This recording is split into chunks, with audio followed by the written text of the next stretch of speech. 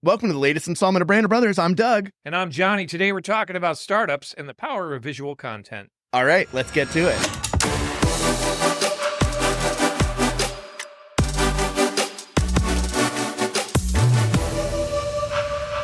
So let's start with this. When people think of branding, they sometimes just think of a logo. But you're saying that logo isn't necessarily the brand.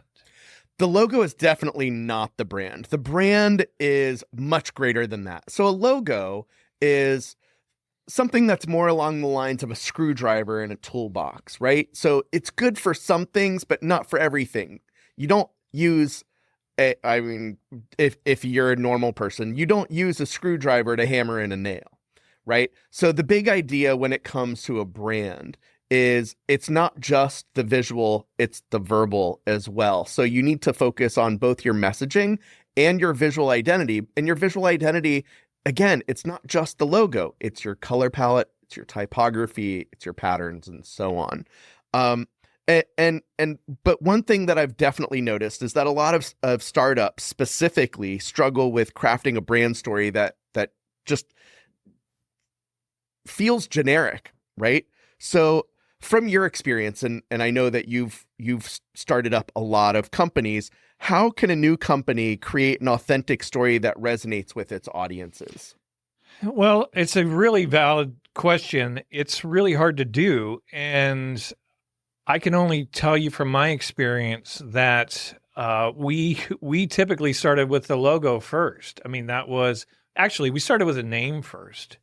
And I think that's probably what a lot of companies do, is that they come up with a name or an idea for a name, and then they start searching for domain names that are available. It seems like that definitely happens a lot these days, more than right. Certainly in the early 90s for sure. Sure. And then, and we had all those domain name,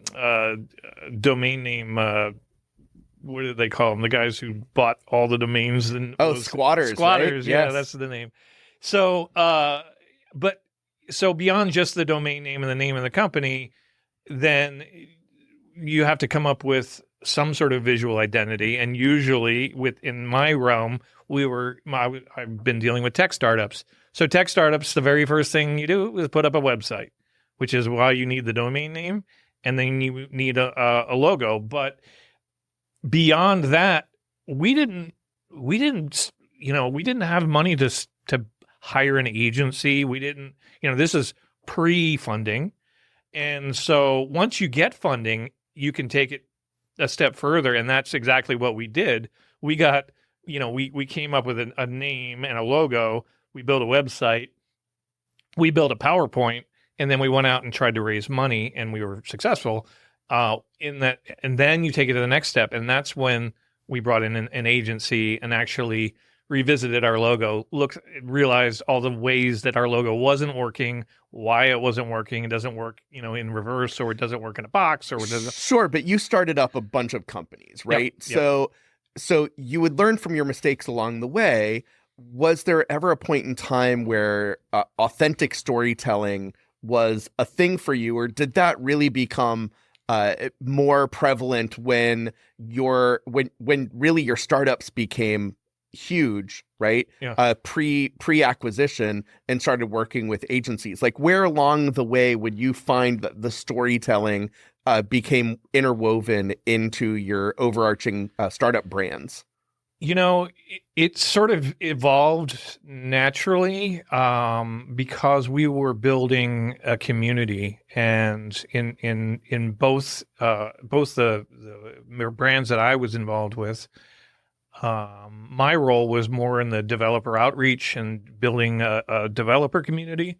And that was sort of our brand story with Tropo. That was, we were one and the same as our developer community, because we were a platform for developers. Yeah, for the Cisco developers, right? Exactly. Yeah, well, eventually we became a Cisco. Yeah, of course. And to that end, what did you discover were some of the best platforms, your best ways to reach your audiences? obviously web was one, but we did a multi-pronged approach. We did a lot of hackathon type events. We did a lot of events in live events in all around the world. But primarily we engaged with them via the web and a little bit with blog posts. We used some social media as well. But I would say our strongest in that particular realm was our in-person events. But well, nothing beats in person, right? When it Yeah. when it comes to creating a brand that has an authentic experience, that in-person human touch, nothing can really beat it. One of the interesting things that happened when we launched Tropo, we had one brand identity, and when I came in, we were in the midst of trying to take it to a different direction. This sounds familiar. Yeah, because that's when you and I were working together. But one of the things that we were trying to deal with was the consistency of the brand. We went from like a cloudy type thing to we wanted to get more enterprisey, and so how did you help maintain the consistency? Right. Getting you kind of guided us in that. I did. Along with Simon and Yeah. and the rest of our staff here at Remix. So the key to consistency kind of takes me back to what we were talking about just moments ago regarding visual identity, that it's not just the logo, it's the colors, and it's the typefaces, and it's the patterns and textures. Along with the visual language, there was also the verbal language, right? So what we tried to do was make it so anytime we were doing any sort of marketing, and it could have been in person, right, with your exhibit graphics, it could have been online with just your typical UX, the typefaces, the color palettes, those were all consistent. And we tried to maintain a degree of consistency with the way that the logo was presented as well, making it so there were brand standards that would go out.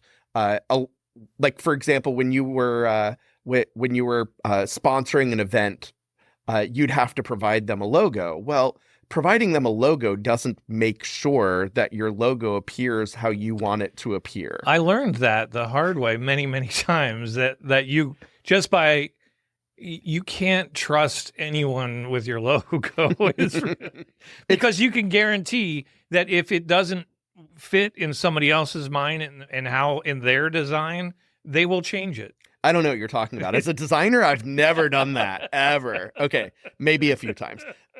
So you had just mentioned about the in-person stuff, and it's so true how effective it is. So building a brand isn't just about visuals, right? It's also about building communities.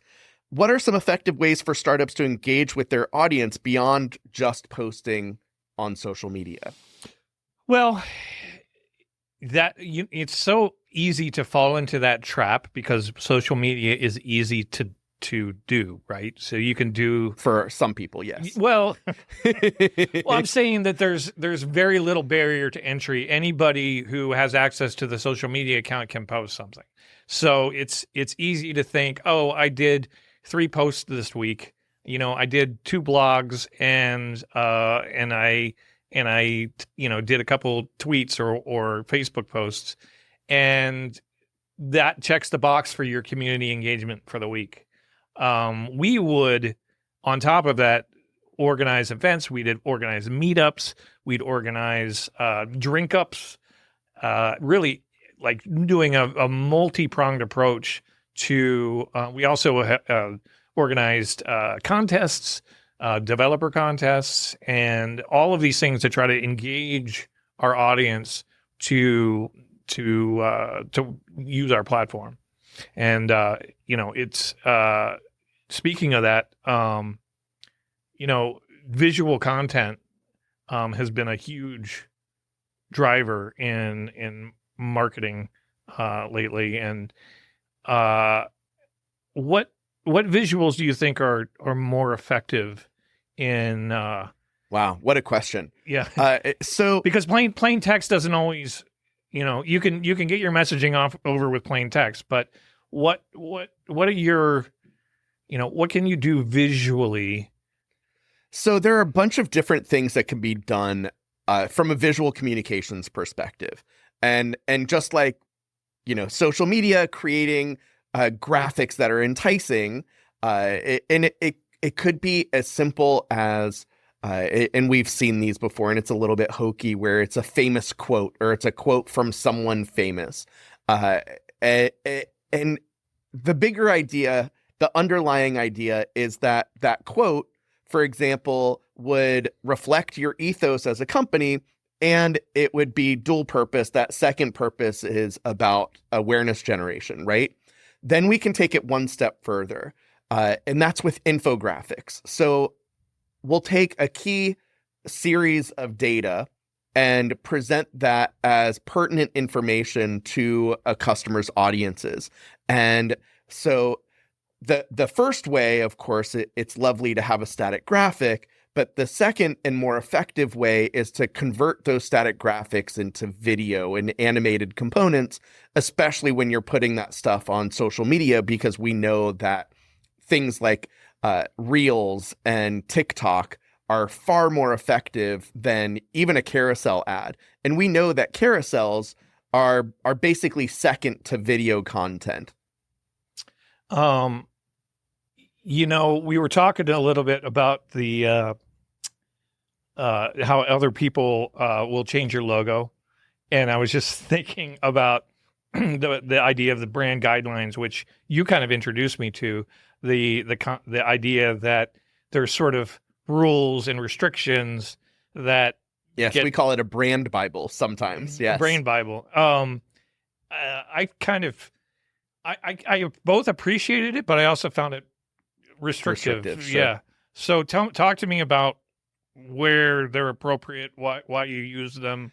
So brand guidelines or brand guide or house style guide, whatever terminology you use, like I said, brand Bible, they are intentionally restrictive to make sure that a brand is presented in what I refer to as the 3 C's, that it's cohesive, coherent, and consistent. It also increases legibility, right? So you don't want your logo, for example, to be placed on a busy background, because then your logo gets gobbled up. You don't want your typefaces to be presented in a different color palette that doesn't reflect the tone of your brand, right? You don't want to introduce pink and purple when your colors are blue and gray. They're obviously disparate. And so what this does is it helps to make certain that your tone is put forward in an effective way and in a positive light. And the other key reason that we have these guidelines is because it's not always one person that's working on your marketing materials. Oftentimes they're teams. And even beyond that, you have multiple different groups that are working on it. So you have your internal marketing department, for example. You have your West Coast agency and your East Coast agency as a possibility. And then on top of that, you're relying on vendors sometimes to put together content, right? You might be working with a vendor who takes care of all of your SEM and who takes care of all of your social media marketing, specifically the paid side. And so you provide them your brand assets, including photography, and along with all of your logo elements, your brand elements. And you want to make sure that that's consistent. Whatever it is that they're creating, you want to make sure that that is in line and in tune with the other stuff that you're creating. And one thing that I've noticed, and I if you'll forgive me, I want to get back to the idea of startups. I find that startups tend to struggle with where to focus their marketing efforts. And if a startup has limited resources, like I know you certainly have experienced the beginnings and the ends of a startup where you have an infinitesimal amount of resources all the way up to now you're supported by a Fortune 100 company. What have been the best ways to prioritize online presence and engagement? So the key that I've always found, and what, when you're dealing with a limited budget and you're sort of guerrilla marketing something yourself, consistently touching your audience, so updating your content regularly is sort of a given. You have to do that. That's like the bare baseline, because if somebody goes to your blog or your Facebook page, your whatever, wherever you have an online presence, and you don't have recent relevant content, they're more likely to just move on to somebody else that might look like they're actively participating with their audience. So I think the key there is to make sure that that you're regularly updating your content, and also keeping up with what's going on in your space is critical. There are always changes, and no matter what vertical you're in, there's always new technology, there's always new competition, there's always news, new regulations, and anything that affects your particular sector is something that you should actively participate in. And you don't necessarily need to respond to anything or have a position on everything, but at least be aware of it and make sure that all of your online content is sort of reflected in how you're proceeding. It almost sounds like you're suggesting maybe a holistic content marketing strategy. Well, I mean, that would be the optimal thing. So when you aspire to have holistic, here's the thing: most startups don't have the bandwidth to do that, and so it definitely helps.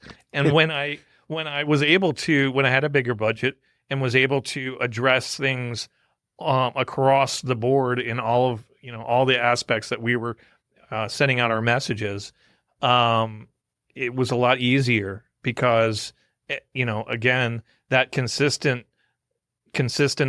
the three C's? Consistent, coherent, and cohesive. I'm gonna have to to steal that one. So we got, I'm gonna go back to the video side of things. And one thing I've noticed, we have Facebook Reels. We've got TikTok stories, or TikTok, just in general. TikTok and Instagram. Well, they have their own stories too now. So do within they? TikTok, oh man, yeah. See, we're both learning new things today. And we got Instagram stories, and they've kind of changed this we call it short form content, and a lot. I'm seeing more and more companies kind of dive into this as a way of getting their messaging out. But how do you manage video content and while maintaining your 3 C's and also keeping within a budget? It's funny. I didn't intentionally bring up content marketing strategy, but it's pretty clear that the answer to your question is to have a proactive content marketing strategy. So, like you said, startups specifically tend not to have the bandwidth, and even smaller SMBs, right? Like there are plenty of 5 to 10 person companies that generally believe they don't have the bandwidth necessary to implement a proactive content marketing strategy. But if you take the time to develop the materials and to develop a mode for getting the content out there, then you have the ability to be a little bit more effective. Can real quick on before you go on to the next, I wanted to ask you about content marketing, because I know what I think it is, but I want to hear what you think it is. Oh, gosh. See, this is setting me up for potentially being completely wrong. So generally speaking, it's marketing through the use of content, right? So I'm just going to completely distill it down to its bare bones, and really the words, right? Should we open the Webster's dictionary? It defines content marketing as so when it comes to content marketing, generally it's done digitally, right? So like you had mentioned previously, you have your blog posts, which we're moving away from the terminology of it being called a blog post and more toward articles. Or yes. just post. Yeah. So it depends. Right. Because sometimes these articles even live in knowledge bases, right? And KBs can still be used as part of a content strategy. So the big idea here is to not only create relevance from the perspective of generating content that is meaningful today, it's also about distributing that content. And then in that distribution, you're gaining eyeballs, right? You're telling people that you just posted an article. You're telling people that you just posted a video. You're telling people that you're doing something, and the big idea is creating awareness. Now, the next step is a call to action. So it's not just posting on Facebook or posting on Instagram or TikTok or what have you. It's getting the message out to all of your various audiences on a variety of platforms. And ultimately, that just means making sure that your content is adequately marketed. You mentioned call to action, or CTA, and you know, one of the things that you and I always joke with you about is that when things get too markety, yes, it kind of turns me off. And part of that comes from my background as a developer evangelist, that learning very quickly that most developers don't want to be marketed to, and well, I think it's true of most people in general. Yeah. Don't want to feel like they're getting marketed to, despite the fact that we are bombarded by marketing from every direction. Yeah, it's 100% true. How do you balance that sort of the desire to put in a CTA without feeling like you're being too markety?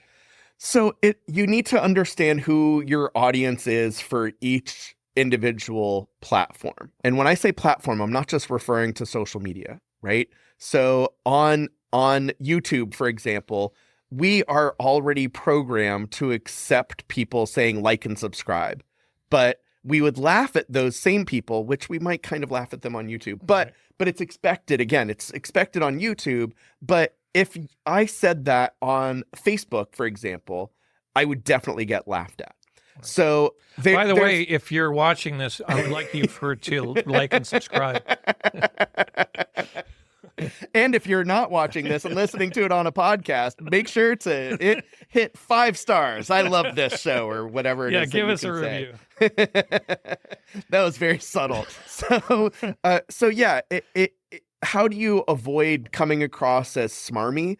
And I think the answer is just being authentic, right? So yes, people want you to tell them what you want out of it. But if you are going to a platform specifically to get something out of it that people don't want there, you're barking up the wrong tree. Is that the right term? I don't even know. I think so. Yeah, I've noticed that, like, specifically, Reddit is very anti-marketing. Although now that they're public, they're dipping their toes into selling ads and stuff like that. And it's very interesting to watch that the entire Reddit community sort of react negatively, but also they don't really have a choice but to embrace it, because Reddit has evolved as a brand. And it supports the platform that we get to enjoy for free. That's true. So that's just how it's augmented. So to sort of wind us down, what do you see? What kind of trends do you see emerging in your sort of the amazing Crespin? The amazing Kreskin, right? Yeah. So if I had the ability to look into a crystal ball, I think this is actually not that complicated, because we talked about this recently, and it is about focusing on impending target audiences. that's what we can do. That's the trend that's coming forward. And that trend is coming across, just like I mentioned, in the form of authenticity, right? So Gen Z is our next set of consumers. Some of them are already adults. Some of them are already buying cars and houses. And so the emerging trend is simply for brands, especially startups, right, to embrace the idea of authenticity. Don't pretend you're something you're not, right? If you're a startup, act like a startup, because people who want to give their money to a startup rather than a chain or a franchise, you're going to be the beneficiary there, as opposed to coming across as a Fortune 500 company that looks like you have deep pockets. Now, real quick, just one last thing. I thought we were winding down. I thought we were too, but I just had, we've been talking about content marketing. We've been talking about that. We're talking about these trends. Obviously, it's hard to ignore AI, and so tell me your vision of content marketing and how it relates to like these new AI engines that are replacing many of the search engines, right? So how do you, what's the new SEO? Well, the new SEO is definitely, there are a couple different terms at the moment. None have really risen to the top. AIO or LLMO, I've heard so far. Throw some letters together, and that's what we're dealing with. I don't like LLMO because it's not a TLA. It's not a three-letter. It's not a three-letter acronym. Yeah. So yeah, AIO. And still it comes down to authenticity, right? Write about the things that matter to you. Write about the things that you believe matter for your audiences, and then let AI take care of the rest. However, let me back up a little bit there, because that sounded like, oh, AI will take care of it. So no, that's not the idea. I do believe that AI has a place. It's a tool, right? It's not a solution. I think there's a big difference there. A lot of people are trying to use it as a solution. And we've discussed this previously, that AI might get you 80% of the way there. It's not going to get you 100% of the way there. And frankly, I don't think it ever will, because AI will never quite comprehend the je ne sais quoi of human reactions and responses. Well, I'm talking about more in the. Oh man, I totally misunderstood the question. Well, no, more in the search side of it, not the AI as a tool. I mean, AI as a search tool, I guess. Right. So it's important to, with regard to content marketing, position yourself as a thought leader. And part of that is because over time, the articles that you publish and other media that you publish, if you allow it to be, it'll be crawled by these LLMs, right? So Perplexity is going to see it, and Chat GPT is going to see it, and now Copilot is going to see it, and Claude is seeing Gemini, it. Exactly, yeah, Google's product. And so, it is going to replace search engines, the traditional search engine as we know it. And so it's going to be just as important, like we had SEO 10 years ago, where it was important. It was critically important. It's still important. Don't get me wrong, but it's more important to future-proof yourself, and to future-proof yourself would be to embrace these LLMs that are crawling your content. I think that's a good stopping point. Thank you for joining us here at Branded Brothers. My name is Johnny Diggz. And I'm Doug, without a last name. We'll catch you guys next time. Thank you for tuning in to Branded Brothers. Big thank you to our presenting sponsor, Remix, the branding agency, along with production assistance from Johnny Diggz, Simon Jacobson, and me, Doug Berger. We can't forget music by PRO. Speaking of not forgetting, remember to do that like and subscribe thing, and find us at brandshowlive.com and follow us on the socials at Brand Show Live.